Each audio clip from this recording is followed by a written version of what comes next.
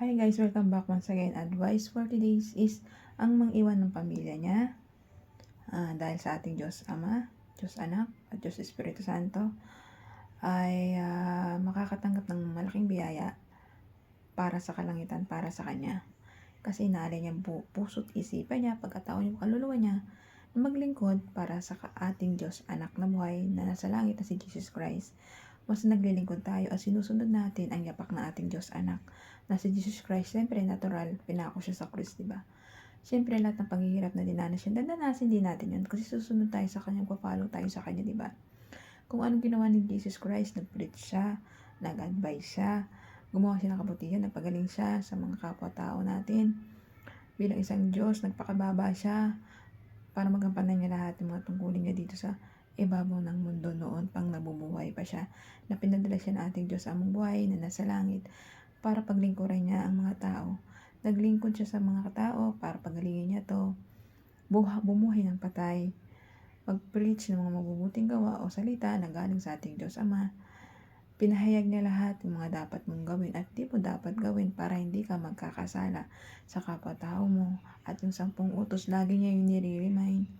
Palagi rin siyang nagpapaalala na lagi tayong magdasal sa pang-araw-araw at para maligtas tayo sa pang-araw-araw nating gawa. Kasi minsan, ang demonyo hindi natin alam, nandiyan lang sila sa paligid. Laging tutuksohin tayo para gumawa tayo ng kasalanan. Pero bilang sa mabuting tao at may takot ka sa Diyos, patatagin mo pananalig mo sa ating Diyos Ama, Diyos Anak at Diyos Espiritu Santo. Lalong-lalo na, nagpa-follow ka kay Papa Jesus, kay Papa Jesus Christ. Lalong-lalo na, dapat yun, accept mo lahat ng hirap na dadanasin mo rin. Napakahirap ang ating Diyos Anak. Diba? Bago siya ipako, pinarusahan siya, nilatigo siya, nagbuhat siya ng cross na mabigat, na sa tindi ng init, diba? Nauwaw siya, diba? Pinako siya sa cross hanggang sa namatay si Papa Jesus. Lahat yun para sa atin, ginampanan niya yung lahat. Para isang anuhan lang, isang shot lang, isang anuhan lang, isang pagpapako lang, lahat dapat matapos na. Kaya ikaw, yung mga kasalanan gawa mo na paulit-ulit, tigilan na po natin. Nagpapaalala ang ating Diyos Anak na si Jesus Christ na huwag tayong gumawa ng mga masasamang gawa na dapat pagsisihan na natin.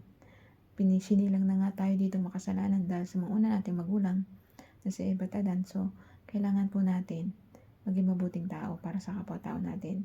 At lalong-lalo na patatagin mo yung pananalig mo sa ating Diyos amang buhay na nasa langit, Diyos Anak at Diyos Espiritu Santo. Once ang isang tao may matatag na pananalig at nasunod kay Papa Jesus at pinipreach mo ang mga salita ni Papa Jesus, so maliligtas yung kaluluwa mo at bagkos makakaykayat pa tayo ng mga kapwa-tao natin na magbago at magbalik loob sa ating Diyos Ama, Diyos Anak at Diyos Espiritu Santo. Once na nagpe-preach tayo o nagtuturo tayo o nagte-teach tayo ng mga mabubuting salita na galing po sa ating Diyos Ama, Diyos Anak at Diyos Espiritu Santo, tsak na tsak maliligtas ang kaluluwa mo. Pero kung isa kang taong hindi nagsisisi, tsak na tsak babagsak ka sa impyerno. So ikaw, habang maga pa, habang may panahon pa, magbago ka na po. Laging agwaliin magdasal, manalig mo ng palataya at sumunod kay Papa Jesus at mag-preach at higit sa lahat, gumalang rumispeto at magmahal sa kapwa-tao mo.